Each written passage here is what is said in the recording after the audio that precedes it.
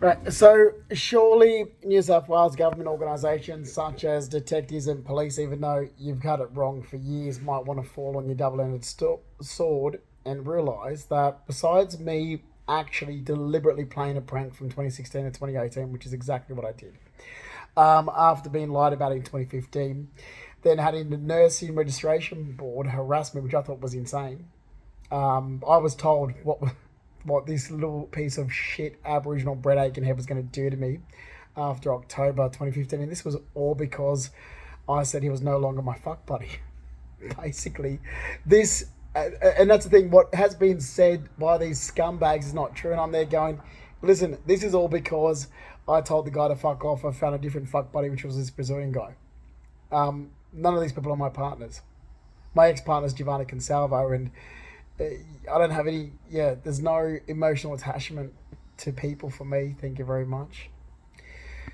So this is insane. Government organisations had it wrong. Don't want to admit to it. You've cost me over 100,000. Oh, why has Justin got so much money in the bank? Why haven't I got more money in the bank? Is what you should be asking yourself. I sold my investment property, which I was the landlord of, and had it rented out the entire time. And I sold it in 2008, not because I needed the money, not because I wanted to. Sorry, not because I needed to. Not it was because I wanted to. And forgive me, I'm losing my voice. I just wanted to sell it. I never wanted to buy it to begin with. It was a good little money maker, but it was hanging over my head. And my mother, being such a narcissistic control freak, was always trying to get herself involved. Okay, her and her sisters are just such narcissistic control freak women. They're just and they only have that they love to pretend that they're successful. They only have the money they have because they got it from men. Seriously, if and that's the truth. It's like same as like seriously, my mother married my father. Well, my father married my mother, whichever way you look at it, and he's a builder. So dad was a builder. Divorced her in the 80s, and back then he got nothing in the divorce. Mum got everything. So they they're not intelligent women. They just make their money from men and scams. As soon as they heard that, no, I was sick. Oh, we're going to put Justin into a home. That's what they do. Miriam Mihalski did this. Why don't police listen to me? Miriam Mihalski did this when Nan had a stroke in 2013. Straight away, and I'm there going, oh, but there's doctors in Newcastle that have got, great results from stroke victims, and Nan could probably get mobility back. They're like, no, she has to go into a home. It's a waste of money. It was a waste of money, is what they were saying for their own mother. They wanted to rent her house out and make money off it, and they did. They made money off her house and then scammed the government with the nursing home that she went into, which is funny enough where my stepfather used to work, because they moved Nan from Sydney, and it was Moonby House. Moonby House, which is run by Freemason losers of people. And they scammed the government. Like Miriam was there going, because they get the government funded money to pay for the nursing home, they had to sell Nan's house unless there's a loophole. They had some person with a disability that had to live in it. And Miriam Mihalski and Robin Child said, we just say it's Justin. So they've scammed for years since 2013. So they were scamming mentally retarded organisations, which is why I then played a prank on those mentally retarded organisations from 2016 to 2018 to turn around and say that's fake. I was joking around being acting. Sorry, New South Wales Police, you have it wrong. You really have it wrong. You should be arresting those women. You should be arresting Robin Childs, the drunken piece of shit. They scam artists. This has been going on my entire life. So is her daughter, Christy Childs. They were doing this so they could make money off Nan's house. And they did. They had Nan's house rented out the entire time. Okay, which was 16 Oxley Street in North Tamworth. Okay, since she had the stroke, they couldn't wait to rush her into the nursing home. And then they said, we're going to say Justin's living here. And they rented it out on the side. That's what they were doing. They were renting it out on the side. They wanted to make money from it. Okay? They couldn't wait to. They lied. They used a loophole in the government organisations. Robin Childs used the fact that she works for mentally retarded organisations and used her job to try and make me out to be somebody I wasn't. I was living in Sydney. I was working. I'm living my life. Okay? When I was working, let's put it down as work experience. When I was doing stuff for Steve Hatch and Dimitri, although actually I was stopped in 2012, but I was still working on my designs and so forth because I was moving to America. They lied. They used the organizations that they worked for. Miriam Mihalski used the legal office that she works for. The whole thing is a scam, and I wish the government had listened to me earlier. They've been doing it for years. And if they don't get their own way, they'll turn around and call Blue Murder and say, oh, they're on drugs. It's like, no, Marianne, none always let you get away with it. That's the problem. The government needs to start waking up and go, hang on a minute, these three women are the problem.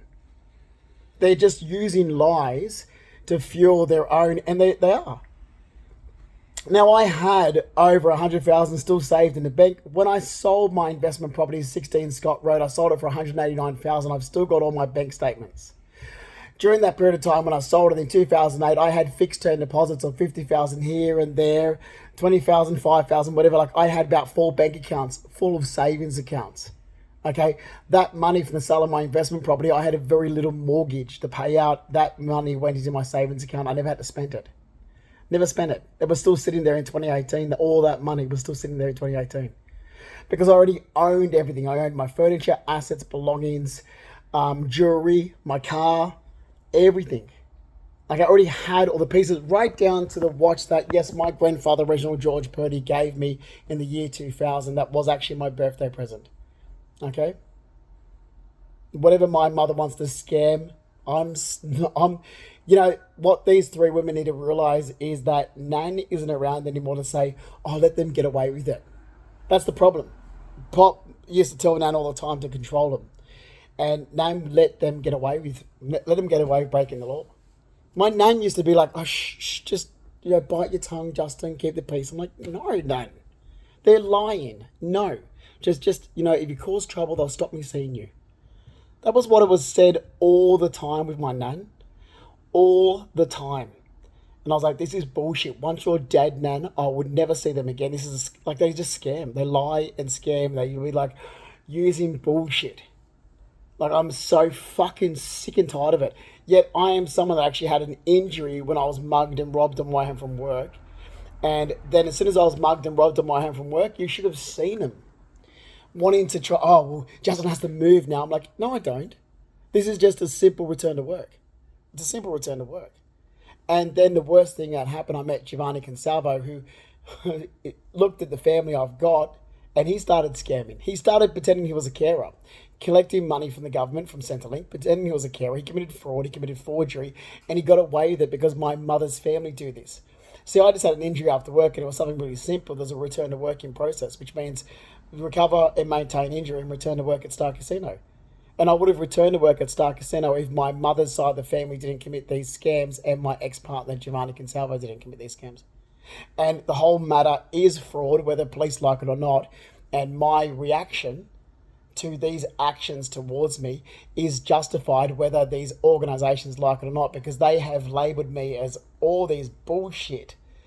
The labels that they put on me in the last 10 years, and I'm sitting back going, you're helping people get away with criminal behavior because I am getting lied about because of these people's scam. Like, good on you, New South Wales Police, because that's what you've done. You can't really open your eyes out. Sure, I played a prank, okay, on the organisation that was monitoring and surveillance of me like I did to Mark Henry in IGA. That was fake. It might have been a bit over the top. Sorry, I didn't expect what happened to have happened, and it backfired on me. Okay, I apologized, but that was fake. So what was done in Picton Court was actually fake. Okay, IGA was fake, and Coles was just me joking around with Gio. But as per my dog being trained, I did, and as I said to police, look, I did train him as a service dog, but I hold a green card to the US since 2014. This is your issue that you don't want to accept it. Why don't you look and investigate with immigration? I did study design. I do have a green card to the US, and I found out about the way the US requirements is with all these dogs that were in public areas in New York when I was there in 2013, because I was in New York in 2013. I'm like, so how do they have, these are large dogs? And they're like, well, it's always been a dog city, but now they're asking for a service dog license, and basically, you can just go and get a service dog license if you've got asthma. I'm like, okay, great. So I'll do that. Thanks. I do have asthma. I've got bad asthma. Seriously. And basically, that's just because they want to see that dogs are trained for public access. So if you have a service dog license, people don't care if you need it or not. In America, it's like, we don't care if you need your dog with you or not. We just want to make sure the dog is trained. So when you show your service dog license, it means that dog is actually trained. And that's all they want to know, that the dog's trained.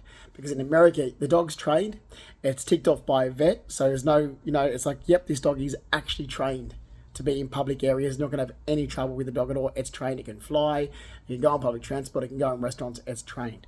That's all. I mean, basically, the card says, I've got a dog with me that is trained and educated. They don't care if you need the dog for medical conditions or not. They really don't. They just want to say, it covers us because you've said your dog's trained. Basically, that's all that card means, that this dog is trained for public areas, public access, and so forth. And that's what it is. And I said this, I was honest the entire time. I have been honest for 10 years, and I have just been lied about. And this is the most sweetest dog that I actually brought when he was a 1-year-old. I never stole him. Despite what the Facebook posts and scams were going on, I told police this back in 2015. I said, I'm getting harassed. I said, this is because this guy knows now. One of you guys in Newtown told him that I told you guys where he gets his drugs from. That guy, I don't know these people. For fuck's sakes, New South Wales government's like, I have no idea who these people are. All I did was instigate the break in my relationship with Giovanni Consalvo. That was it. I instigated the break in my relationship with Giovanni Craig Consalvo. That was in April 2015. That was because I was really sick and tired of the bullshit lies about me. And I'm sick of walking on eggshells. I brought a dog that is a breed of dog that I've always talked about. Christ, when I moved into Cleveland Street, Surrey Hills, I was like to my partner then, John, who was still living in Greenwich, I'm like, I'm going to get an English Bull Terrier. Perfect, because they're perfect for terraced house living. Then the bastard gets a freaking stray cat from his sister's house, Teresa's, and to put it in the courtyard to keep those rats in the bloody Surrey Hills back then. Oh, anyone who lived in Surrey Hills back in 2006 would say there was a freaking rat plague. So we actually got a cat and put it outside to keep rats away. That's what the cat was for. It wasn't a pet. And that cat, it was called Lucho, that wasn't a pet. And that was John Cabino. He got it. And then when he left, he's like, I'll leave it on the street. I'm like, no, I won't leave it on the street, John. Because that's what he got, a stray cat from the garage of his sister's house, Teresa, brought it down in the courtyard of my place in Surrey Hills to keep the rats out from coming into the courtyard. I was like, well, I'm not going to bring an English Bull Terrier in here because the cat will tear it to shreds. And they do. So, no, I didn't have a cat. I've always had dogs. I've already explained this. So, and then when I'm up on the Central Coast at Nan's place in Bangalow, in Bangalow Street, at Long Beach, sorry. God, I'm tired. My Nan Ruby had a statue of the English Bull Terrier, and I actually in 2012 was the Giovanni Consalvo, and I was washing that statue. It said, that's the breed of dog we're going to get when I move into Rushcutters Bay because they're great apartment dogs. So this is lies. And as for me, yeah, I learned French in high school. At Lady the Rosary College, I did learn French. There was 2 French teachers. One of them was Miss Craig, the other one was Miss Davids. Sorry, my God, I've got hair in my ear. So I'm trying to think. Miss Craig, I remember very well. I actually had, I had her for music. I didn't have her for French, and I'm about to lose my voice, so I'm trying to get all this out. So I had Miss Craig for music. She had like black sort of bobbish hair. Miss Davis, there's a Miss, I'm trying to think, sorry, that's what I just said before. There's a Miss Davids and a Miss Davis. One of them was the French teacher. One of them was the music teacher. So if I'm getting the last names confused, I'll have to look it up. But Miss Davids, like one of them had like short sort of black hair. One of them was my friend, my English teacher, which had the short black hair. And then one had like this shorty sort of light brownish blonde hair. That was my French teacher. I did 2 years of French at a Lady Rosary College. I never had a breakdown, by the way, and I never burnt my house down. Somebody made up a story like burnt my house down. Like, we never even had a house fire. Our neighbours had a house fire, and what happened? So this is exactly what happened. It was the upstairs unit that had the house fire, and the ceiling basically collapsed into my place. So we didn't essentially have a house fire. We just had the ceiling from upstairs collapse into our place because of their house fire. There's that as well. I did grow up riding equestrian horses in Nationals and Royals, and that's me. on the horse that I sold in 2005 at Sydney Royal. And that's me actually when I was younger. And I don't have this photo out because of Giovanni, and I have it because I'm young in it. So, let me go in the light. And all of my assets and belongings I've already owned. Basically, you can see this in the film that Jeremy Patterson used for My Place as a Set. Here's the other one as well. That's my nan, myself and Giovanni. And actually, that's myself and my twin sister Amanda in Hollywood back in January of 2001. That's myself, my twin sister Amanda. So, if you ever watch the film that Jeremy Patterson used My Place for the Set, you'll see a lot of my belongings in it. You will see like the ornaments that I have. You'll see things like this in it. You'll see the ornaments. I already own this back in, sorry, oh my God. I'm really stuffed up with freaking allergies. Please bring on winter. Oh God, I'm getting worse. This is the last film I'm doing tonight because I'm losing my voice. I'm getting really bad allergic reaction to something. Honestly, God, I've picked up. I've got an allergic reaction to something right now. It's really clogged me up. So so if you actually watch that film in 2007, you'll see when My Place was used as a set, and you'll see all the items in it. And you'll also actually see this statue in my bedroom at Nan and Pop's back in 2003. Now, when I was being a smartass to Belinda Jeffries and Peter Fry and all these idiots, and I'm there going, I commissioned this statue and I had no idea until it turned up. This is me pranking since I was lied about in 2015. I got lied about in 2015. So everything that I did was fake, just to catch people out scamming. So I'm pretending that I didn't remember. Oh, I commissioned this statue and I had no idea. I forgot all about it until it showed up. That was fake. That was all fake. But I was getting recorded.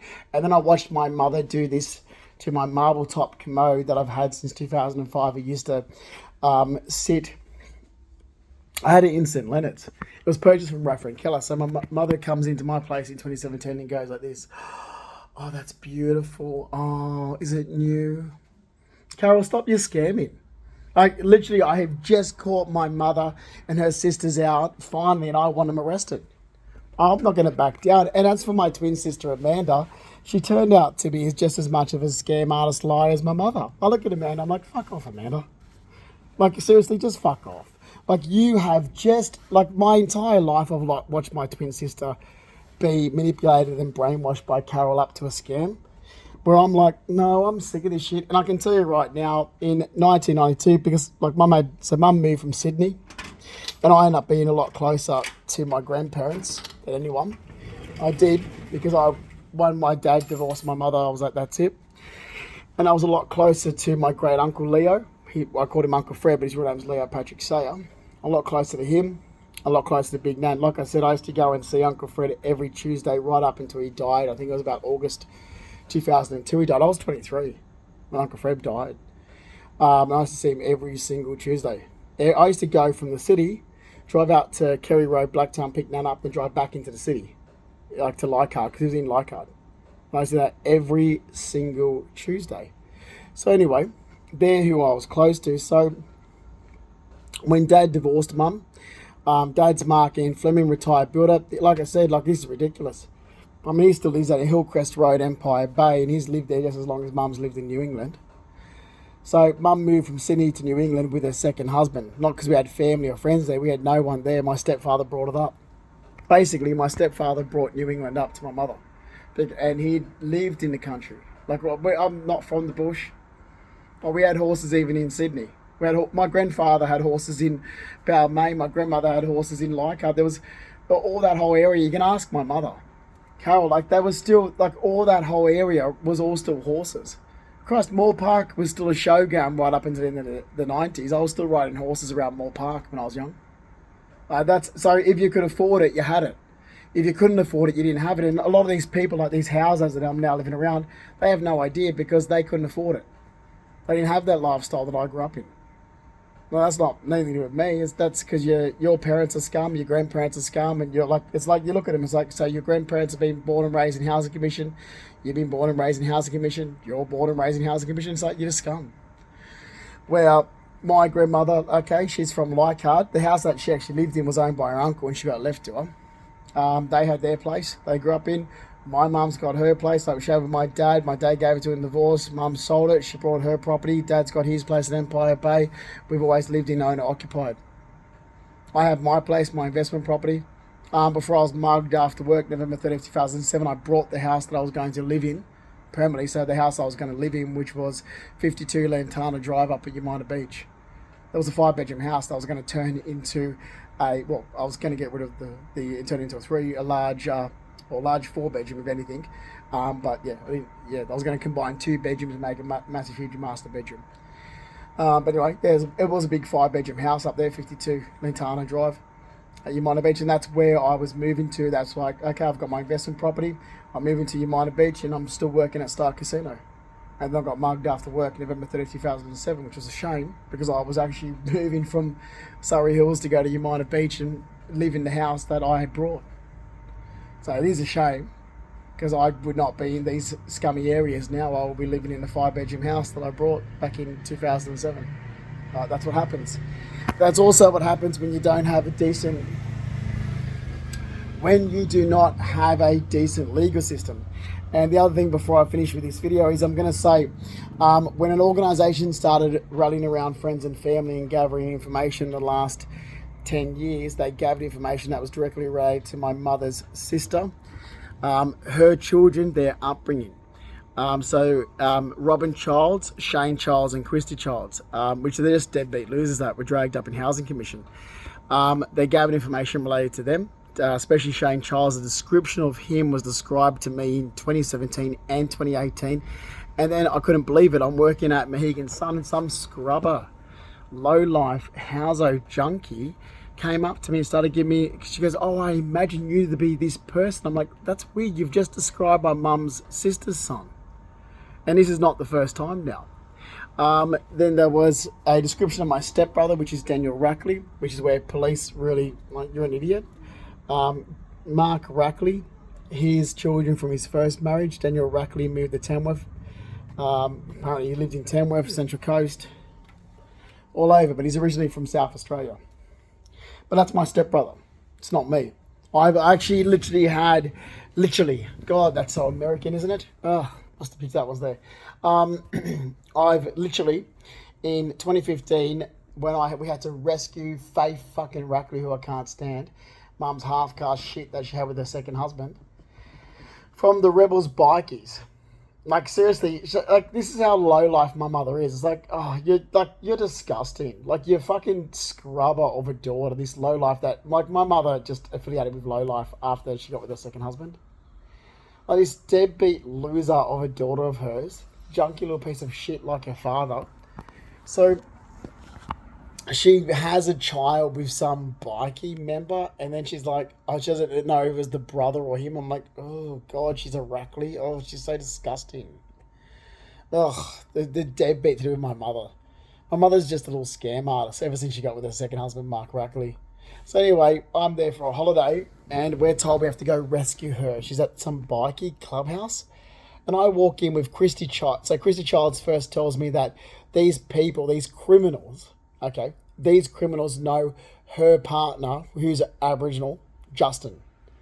My name's Justin. So I'm thinking, great. So they know Justin, and they know her brother, Shane Childs, from high school. I'm like, are you fucking kidding me? And they know Daniel Rackley, and they know Mark Rackley. So here I am walking in with Christy Childs. Amanda's name is Fleming, not Rackley, and I'm going to get to this when I was circling back around to what I said earlier with 1992. And Faith Rackley, the half-caste piece of shit mum had with her second husband. Next minute, some dickhead at the bars saying, oh, I know you. I'm like, I never went to a public school. I went to private schools. I went to St. Aidan's Roman Catholic School in Rudy Hill, and I went to Our Lady Rosary College in Tamworth. Like, I never went to Tamworth High. These losers are going, no, my wife knows you. I'm like, your wife doesn't know me, and I'm gay. And it's only for affiliation of the group of people that I was with. So because of being affiliated with my mother's family, being affiliated with Amanda, Faith Rackley, and Christy Childs, I got dragged in the shit. So I'm looking at Amanda going, fuck off, you piece of shit twin sister. Like, you hold your head up like you're so high and mighty goody two shoes. You're a scumbag like our mother. You are a piece of shit scumbag, Amanda, like our fucking mother. You're a low life like our mother. Fuck off. Seriously, just fuck off. Like, and then she even went off with some guy, like Stevenson or something. Cole Stevenson's son, who I don't even know. Apparently, like, he knows the Rackleys or something. I have no idea. I know his father because I got his father to paint my house, my investment property. But I have no idea. It's like, you're just a fucking lowlife like Carol, Amanda. Like, my twin sister is an absolute fucking lowlife deadbeat like her mother. So, no thanks very much. I'd rather keep in touch with Dad and Dad's side than fucking the scrubbers. They're just disgusting. Every single time I'm near them, I'm dragged into something and it's costing me money. It's like, no, not this time. Nan's dead. This time I don't have to bite my tongue because Nanny's actually dead, which means my grandmother's not. They're going, shh, don't say anything. Shh, shh. If you upset them, they're gonna stop me seeing you. Oh, fuck off, Lola. Like, seriously. Oh, and by the way, Lola's great-grandmother is French. Yeah, Lola's great-grandmother is French and her great-grandfather's Irish. And like Nan always said, her grandmother's French and Irish. Like, I'm just going to just have this out again. In the 90s, it's about the mid-90s, I'm there in Kerry Road watching the news, and it comes on. Now, you're going to have to look through news footage, see if I'm telling the truth or not. In the 90s, did France do nuclear testing off an island? There you go. That would prove I'm telling the truth or not. Because we're watching the news and it came on about France doing nuclear testing off an island. Pop's watching it. He's in the chair here near the front door and he turns to Lola, who was on the seat there, who's looking at the TV straight. And he goes like this to Nan. And he goes, I wouldn't tell anyone you're French anymore, Lola. Because Nan was always saying she was French. And Nan said, what she gets, like something like, oh, righto, Reg. Like this, like with her head, like, righto, Reg, like, as in to dismiss him. And I said, are you French, Nan? She goes, my great-grandmother was French. So Nan is part French, but then she's also part Irish and part English. But Nan used to always say the high cheekbones is the French, because she has high cheekbones. And that's what Nan used to say. And actually, this is my Nan when she was dating my grandfather, when they were younger. And Nan always said, this is the photo that she gave me. And that's the one where she said she looks, you see, I'm French, you know. That's my Nana Lola. And she'd always say, I'm French, you know. I'm French, you know. So that is true. That's an actual true fact that her great-grandmother was French. So I don't know why this is brought up in the last 10 years as something that was unknown. And it's just because my mother and her sisters are up to their little scam. So I'll finish these off by circling back around to what I penned in 1992. And you can see if Amanda's dishonest or not. Okay? Because considering she's always up Carol's ass. So in 1992, because we just moved to a different area, started high school, I'm in homeroom class with Mr. Robinson, and he calls out my surname incorrectly. My surname's Fleming, and he calls out my mother's second husband's name. So I said, no, my surname's Fleming. My mother's got a different surname to me. She just remarried before moving her. Her name's Rackley. I'm Fleming, and Amanda's Fleming. And Mr. Robinson said, go up to reception and make sure that they've got your birth certificate. Like, you should be going off your birth certificate, which is the actual fact. Everybody should be going off my birth certificate. Why are you not going off my birth certificate? That's what you should be going off. As a document, as an actual document, you should be going off my birth certificate. Okay? So, I went up to reception and they've got it there, so my name has always been down as Fleming. Now, Amanda, and I said to her, I said, Amanda, just go and tell them your name's Fleming. And she wouldn't do it. And she gave, I remember there was one conversation where she goes, I'm going to get married anyway, like a fucking idiot. It's like, what? Like, you're a loser. Like, she was saying that, like, and they'd be like, oh, Amanda Rackley. And she'd be there. I'm like, Amanda, are you going to tell these people that they're calling you by the wrong surname? And she's there, like she's like this blank face. Like, she's just answering. I'm like, you're dishonest. You're dishonest. An honest person corrects people when they make a mistake. And that's how long I've been looking at my twin sister saying, you're dishonest. Like, an honest person, just you correct someone. If they made a mistake, you go, no, sorry, excuse me. Like, the politeness just meant as, excuse me, but my surname's Fleming. My mother's got a different surname to me because she's just remarried. That's her second husband. We're from her first husband. That's so simple. But Amanda would just, I'm like, you're so dishonest, Amanda. And then she makes up this bullshit. Oh, people used to put me up to things. No, Amanda. No, you're just dishonest. You are so, and then like, yeah, Carol brainwashed you, sure, and Carol puts you up to her little bullshit, gets in your ear and a bullshit scam, and then, you don't stand up and say, hang on a minute, maybe I've been lied to, maybe I should listen to my brother who's getting lied about and scammed and whatever bullshit's going on. No, she doesn't. She just buries her head in the sand and it just sits back and being dishonest. It's like, no, I'm sorry. I don't really have any time for you anymore. Like, Carol's this freak that even let a boyfriend from years ago who I don't really even know, like, seriously, she let him stay there, this creepy guy. Honestly, I met this guy in 1997 and left him in 1998. Like I said to these weirdos on my mum's side, it's like, well, that's a year. They're like, oh, you were with Stephen my mother. You're insane. She goes, you were with Stephen for 5 years. I'm like, how? How did I meet him when I was 10? How, Carol? Because I met him in 1997. Okay, I left him in 1998 and I worked for the Powerhouse from January in 1999. I wasn't with Stephen then. So how, Carol? It's 1 year. I don't even know the guy and you've let this stranger come into your life like 20 years later and you let him stay with you. They used to do the same thing with Joseph Menner. Christy Childs were like, oh, you were with Joseph for so long. And I'm like, I wasn't with him for a year. And they're like, no, you were with him for like 5 years. I'm like, how? Why can't you do math?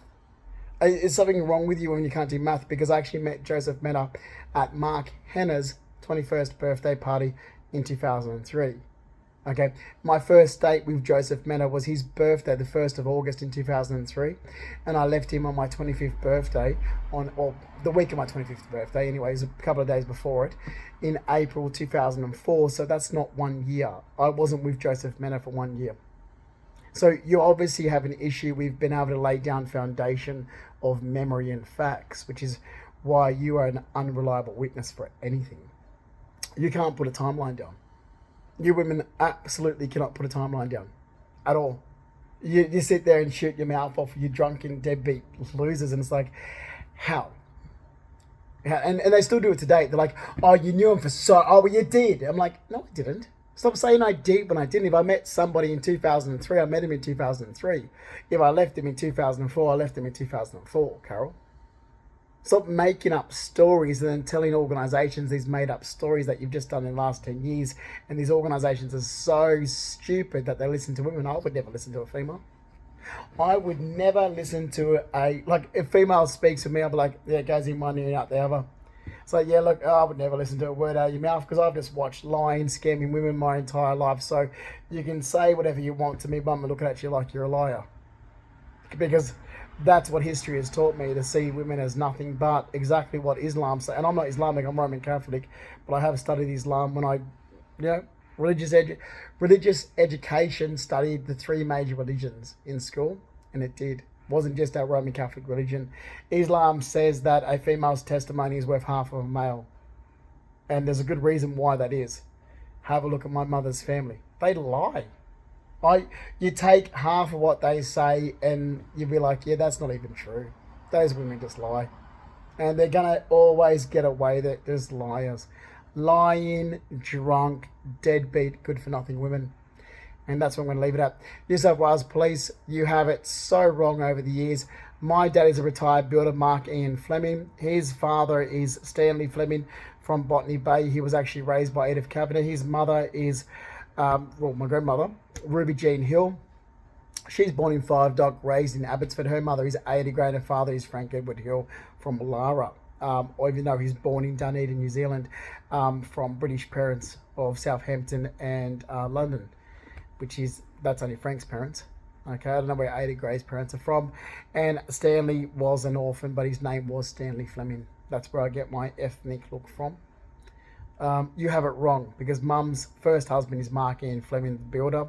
Mum's second husband is Mark Jeffrey Rackley, the nurse. I barely know Mum's second husband. And I think that anybody who knows the Rackleys are just deadbeat, low-life scum. You've got 10 years of damages to pay to me, plus my savings. And why did Justin have so much savings? I honestly don't think that, close to 200,000 is a lot of money. But you still owe it to me. Plus my car, assets, belongings, living home environment. What you've also done is prevented the return to work at Star Casino. There wasn't anything to move on from. You wanted to turn a simple return to work into mental health. And you scammed me. Because there was no mental health issues until I met Giovanni, Craig and Salvo. What there was just a simple return to work, and my employer said part salary payment for 10 years because they were shuffling my department around. Part salary payment for 10 years. I'm like, that's bullshit. I said to James Express, that's crap. He goes, don't worry, at the end of the 10 years, you get the silver lining is you get to negotiate your job back. Oh, you can negotiate your job back living with a disability, which means you'll never lose your job. You'll have that job for life. I'm like, are you kidding me? Fantastic. So the silver lining of such a shit experience was the fact that I get to negotiate my job back in 2017, living with disability, which means back as a VIP host at Star Casino, they would have to always move me around. They could not ever fire me. And my mother and these mental organisations in New South Wales police and government organisations stopped. They let the casino find another loophole because what you idiots did to me, like St. Vincent's, what you guys did in 2017, you fucked up my return to work in December 2017.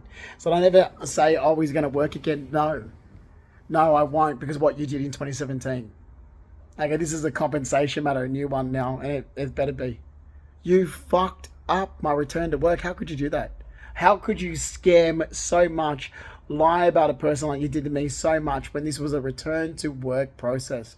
In December 2017, I was meant to be negotiating my job back at Star Casino, having my position back.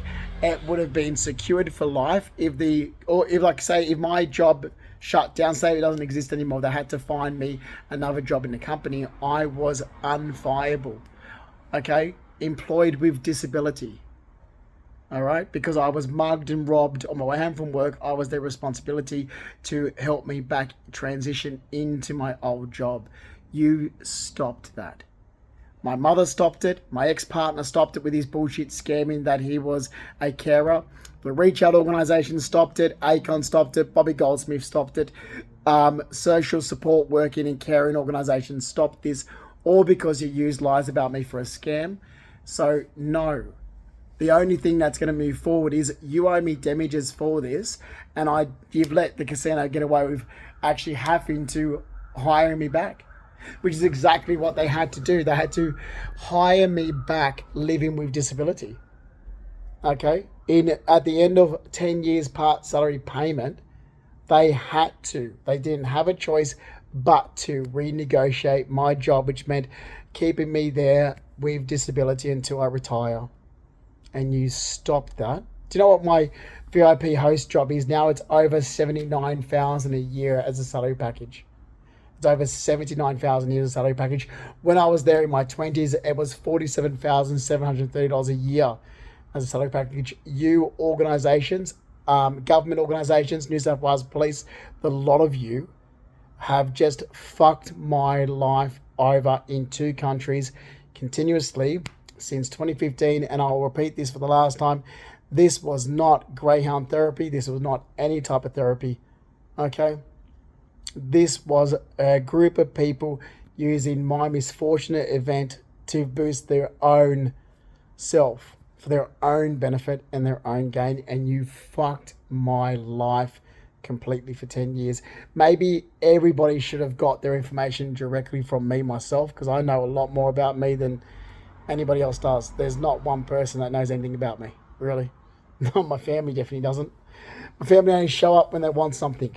My mother would turn up with a trailer hooked to her car and see what she can get for Faith fucking Rackley. All right? So I'm not going to back down. It's a legal matter.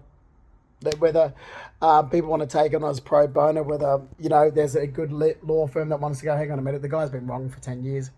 Can't we just correct the false information and get him reimbursed? Star Casino should be actually rehiring him, like what should have happened in 2017. He's already lost how many years of salary? That's bullshit what you guys did. All right? And the scam that my partner, Giovanni Consalva, was doing, trying to make me look that I had anxiety, the guy was smoking fucking meth and leaving residue of it everywhere. Okay? Like when I'm out all the time or when I was studying and I'm coming home, I'm jumping out of my fucking skin. So it's making me look like I had anxiety. And like every time I had to go to an appointment, he had me awake for days. If I was going to a medical or legal appointment, he had me jumping out of my skin, a nervous goddamn wreck. Okay? So don't fucking start on me because I've actually had enough since 2009. I suggest everyone minds their own business. Oh, and as for friends, no, I'm sorry. But after what I've just gone through since even 2009, I don't want friends. Thank you very much. I do not want one friend in my life. I'll try and keep in touch with some family members, some cousins that may want to, change their thinking about me. If you want to come and apologize, have my back, we can be friends. But as for strangers out there, I'll have acquaintances, whatever, but I won't have friends ever again in my life. No fucking goddamn way.